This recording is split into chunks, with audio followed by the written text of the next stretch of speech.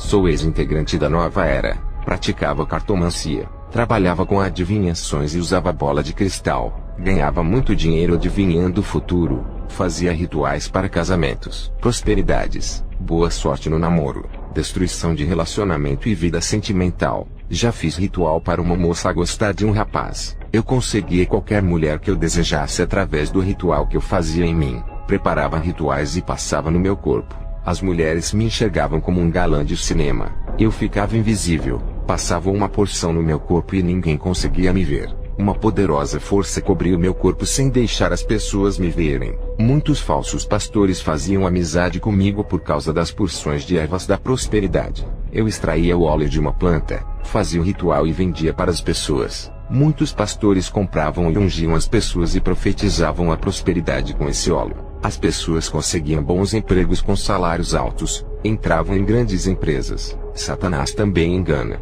e abriu as portas de empregos para credenciar os seus pastores. Satanás também dá autoridade proféticas para seus servos. Eu ganhei uma clientela de pastores que compravam o óleo da prosperidade. Eles nunca pregavam contra as más obras de minhas mãos. Um dia Satanás incorporou em uma mulher e disse para mim: nesse momento os maiores feiticeiros estão soltando demônios para incorporar nos ventres maternos. Esses bebês são crianças especiais. Serão possuídos ainda no ventre.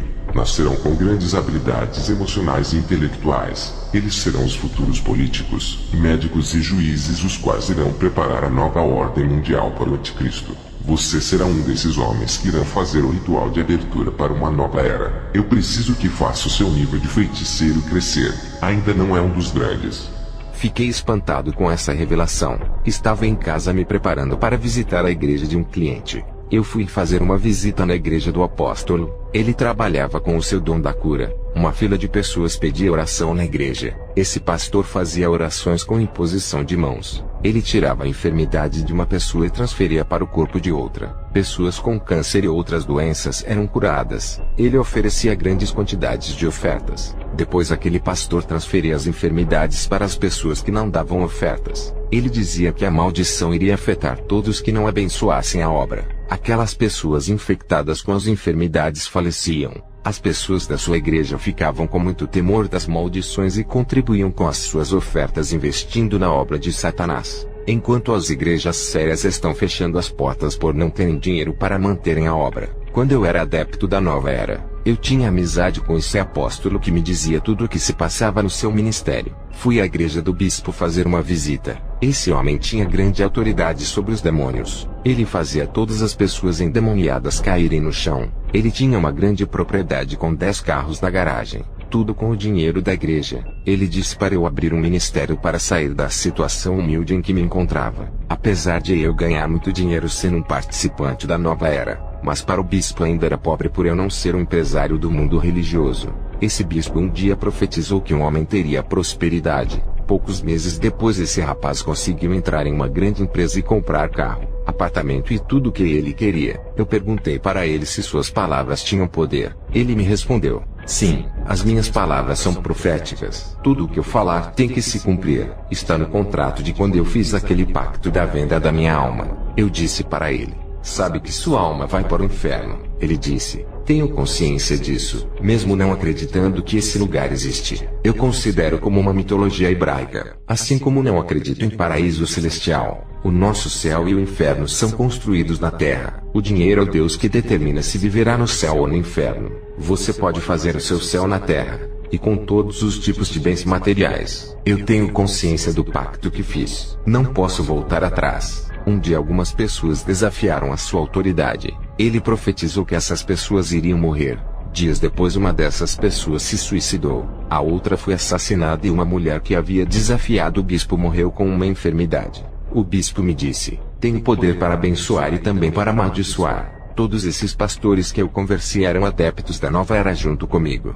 Quais são os objetivos da Nova Era? Unir todas as religiões para receberem o anticristo. Os pastores que estão envolvidos com a Nova Era não podem pregar contra as seitas. Eles têm que se unir para formarem uma nova religião. Conceitos e filosofias budistas estão sendo integrados ao Evangelho. Conceitos espiritualistas e movimentos hinduístas estão entrando nas igrejas. O taoísmo, confucionismo, Satanismo e o espiritismo e outros estão se misturando com os ensinamentos cristãos. Está existindo uma fusão desses ensinos para formar uma única teologia. Quando se cria um ensino que está misturado com todos os conceitos religiosos, cria-se uma única religião e um só Deus, o anticristo. Eles estão misturando o puro com o profano, fazendo um ensino diversificado. Com o resultado dessa mistura nascem várias correntes evangélicas. Olha os movimentos que surgiram: os neopentecostais, os da libertação e os unicistas. Os altares das igrejas são profanados com objetos milagrosos, e os ministros profanam os púlpitos com suas vidas pecaminosas. A igreja cristã de hoje parou de pregar contra o pecado.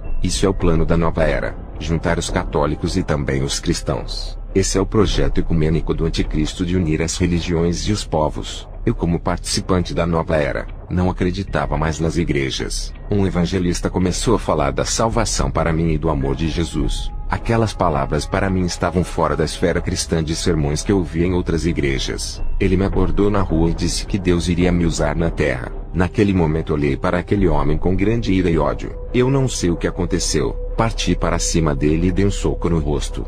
Aquele homem abaixou a cabeça e foi embora. Nunca tinha perdido o controle daquele jeito com os evangélicos. Aquele era o primeiro. O diabo me usou naquele momento para agredir aquele homem por ser o primeiro cristão de verdade a se aproximar de mim. O diabo não aceita pessoas mergulhadas nas trevas se aproximarem de cristãos. Os outros falsos cristãos, quando eu me aproximava, gostava da convivência. Satanás não se importava quando eu conversava com esses cristãos. E aquele evangelista, por mais simples que fosse, me incomodou muito. As trevas combinam com as trevas, mas nunca combinará com a luz. Voltei para casa, e ao subir as escadas fiquei tonto e caí rolando para baixo. A minha mãe chamou o socorro médico. Estava com fraturas na perna, braço e na cabeça. Aquele evangelista que eu desafiei conseguiu me encontrar naquele hospital, e continuou dizendo que a obra de Deus era grande na minha vida. E também falou que eu seria arrebatado. Os pastores amigos meus não foram me visitar. O evangelista que eu agredi estava me dando forças. Me arrependi e pedi-lhe perdão. Eu nunca seria um cristão por não acreditar que realmente existisse conversão. Naquele dia eu entreguei a minha vida a Jesus. Pensei que seria curado por me tornar um cristão. A minha saúde piorou, e eu estava morrendo. E depois eu me via no mundo espiritual. Estava num lugar tenebroso de pessoas desesperadas gritando. Vi a bispa, uma amiga minha e fundadora da Igreja Estrela Oriental do Evangelho Independente. Essa mulher expulsava demônios e realizava curas e milagres. Ela havia morrido há 2 anos e estava com seus pulsos acorrentados. E os demônios feriam ela com lanças e diziam: expulsa nós agora, queima com o seu fogo. Você nunca teve autoridade do homem lá de cima. Não foi capacitada. Enganamos você. Os demônios batiam muito naquela mulher. Ela morreu e deixou várias casas e carros na terra. O seu enriquecimento foi devido à igreja que ela abriu. Andava com anéis de ouro e vestidos caros. Se vestia igual uma celebridade. Um demônio ria dela e dizia: sabe quem usava você? Era eu. Nunca foi o Espírito Santo. Continuei caminhando e vi uma jovem cristã no fogo do inferno. Ela estava sendo atormentada por um demônio. A sua aparência era de uma cristã, cabelos longos e vestidos compridos. Ela gritava dizendo: Senhor, me perdoa, eu não vou mais sair para as festas da noite. Fiquei sem entender. Me aproximei da jovem e disse: por que está aqui? Ela disse: eu saía para as festas à noite com os meus amigos que não eram cristãos. O meu pastor nunca soube. Um dia eu fui para a festa à noite. Os meus amigos ficaram e eu voltei sozinha para minha casa. No meio do caminho um grupo de homens parou o seu carro me obrigando a entrar. Estava embriagada. Não conseguia fugir. Eles me levaram para um lugar longe da cidade. Me estupraram. Depois acordei nesse lugar. O demônio que atormentava essa jovem olhou para mim com ódio. Ele não conseguia se aproximar de mim. Eu não sabia o porquê nenhum demônio queria me atacar. Depois olhei para o meu corpo. Estava envolvido com uma luz amarela parecendo fogo. No inferno está cheio de jovens cristãos que saíam para as festas da noite escondido dos pais e do pastor. Todos estão no inferno sofrendo nesse instante que relata o meu testemunho. Depois que eu tive esse arrebatamento, eu orava a Deus a respeito da juventude cristã. O Senhor me mostrou na visão os demônios possuindo os jovens ímpios e indo até os jovens cristãos para convidar para os bailes. E Satanás armava ciladas de morte. Em vez dos rapazes cristãos ganharem essas almas, os jovens ímpios que ganhavam suas almas para o inferno. O diabo não matava esses jovens que trabalhavam como seus agentes. Ele usava esses jovens para trazerem os cristãos para a cilada de morte. E quem morria pela desobediência eram os jovens cristãos. Enquanto esse grupo de rapazes endemoniados servem de iscas para atrair os cristãos para a morte, eles vão continuar vivos pelas suas utilidades para o reino das trevas. Onde estão esses agentes que o Senhor me mostrou? Estão dentro das escolas, cursos, faculdades e trabalhos. Eles também vão para as igrejas e fazem amizade com a mocidade. Os seus propósitos são de tirar eles da igreja e trazer para o mundo. Continuei a andar pelo inferno e vi 3 profetas no vale do fogo ardente. Uma profetisa gostava de entregar profecias para a igreja. Ela prometia o que Deus não prometeu e dizia: Deus vai dar isso e fazer aquilo. Ela marcava o ano, mês e dia que Deus iria cumprir com suas promessas. Suas falsas profecias vinham do coração.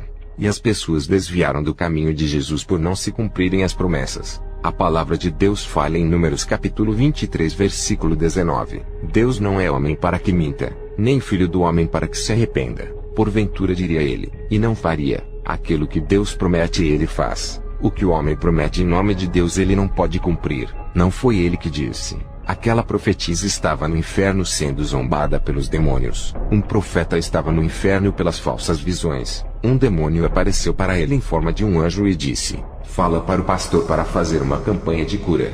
O profeta falava para o pastor fazer a campanha de cura e acontecia muito milagre. Tudo o que esse anjo falava para o profeta ele fazia. Esse anjo começou a produzir falsas visões para o profeta passar para a igreja. Ele introduziu o espírito de confusão dentro da igreja. E muitos membros saíram. Esse profeta morreu e foi para o inferno. Também vi outro profeta que entregava revelações para a igreja. Era adúltero. Saía com outra mulher que congregava em outro ministério. Esse profeta começou a orar a Deus. E recebeu o dom de línguas estranhas que não era da parte de Deus. Morreu no adultério e foi para o inferno. O demônio que o atormentava dizia: Eu usava você para entregar as revelações. Eu sou o espírito da adivinhação que entrou na sua vida. Eu sou o mesmo espírito que usa as cartomantes, quiromantes e tarólogos. Eu usava sua boca para falar em línguas estranhas.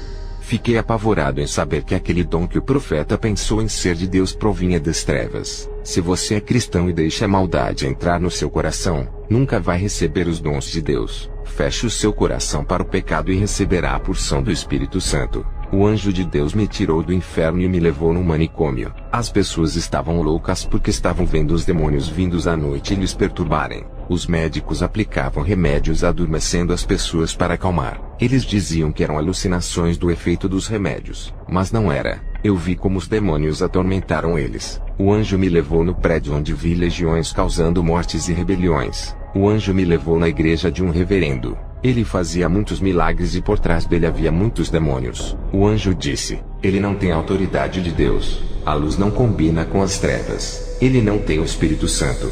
Deus não compartilha o seu Espírito Santo com um imundo.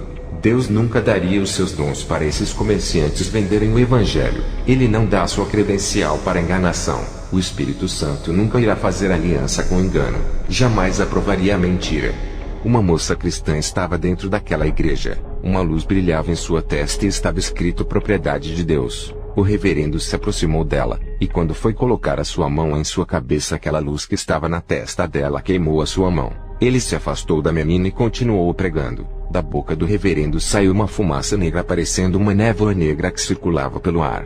Aqueles que não tinham a marca do Espírito Santo, a névoa entrava dentro deles. As pessoas que eram contaminadas com a névoa foram possuídas. Os que tinham o selo do Espírito Santo não foram atingidos. O anjo me levou até a porta do céu e muitos cristãos não entravam. Quando uma mulher missionária chegou diante do anjo, o anjo não deixou a mulher entrar para as mansões celestiais. Essa mulher dizia: Eu sou escolhida, eu sou salva, por que não me deixa entrar? O anjo disse: Você foi chamada para ser uma missionária e rejeitou o seu chamado. Você negou fazer a obra que Jesus lhe confiou. Sabe quantas pessoas morreram por você ter negado fazer a missão? Por sua causa 548 pessoas foram para o inferno. Se estivesse escolhido fazer a missão, o Espírito Santo lhe levaria a esse lugar, e todas essas almas se salvariam.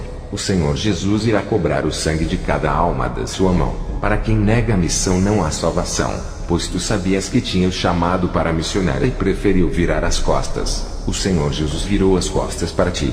Preferiu largar a missão para viver para a sua família. Estava feliz com a sua família lá na terra enquanto o Senhor estava triste por ti. A palavra diz em Mateus 10:37. Quem ama o pai ou a mãe mais do que a mim não é digno de mim. E quem ama o filho ou a filha mais do que a mim não é digno de mim. Tu escolheste a sua família em vez de Jesus. Preferiste viver para a sua família, mas não quis viver para Jesus. Preferiu viver a sua vida carnal ao invés de fazer a obra. Agora tu estás condenada ao inferno.